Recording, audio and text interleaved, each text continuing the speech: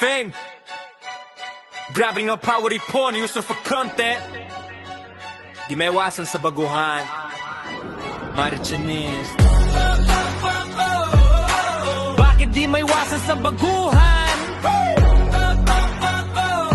Kapag gusto mong sumikat, lahat susubukan.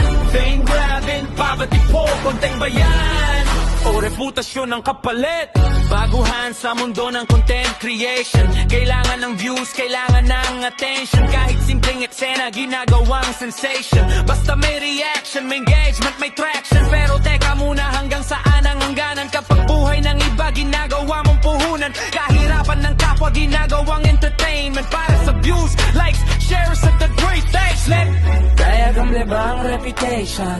Para lang makuhang validation. Kapag sumikat na, saka ba aamin? Sorry na lang, pero may bakas pa rin. Di maiwasan sa baguhan. Gusto sumikat, gusto mapansin agad. Fame grabbing, poverty content. Hanggang saan ba ang limit? Di maiwasan sa baguhan. Gusto sumikat, gusto mapansin agad. Fame grabbing, poverty content. Hanggang saan ba ang limit? Iyon ba ang sukatan? Likes. Iyon ba ang dahilan kung para sa pasikat? Pati prinsipyo ibibigay kapag sumabog ang issue. Sorry ang isasabay. Di maiwasan sa baguhan, pero pwedeng matuto habang naglalakbay. Fame grabbing, poverty content. Di maiwasan sa baguhan, pero pwedeng matuto habang naglalakbay. Fame grabbing, poverty content.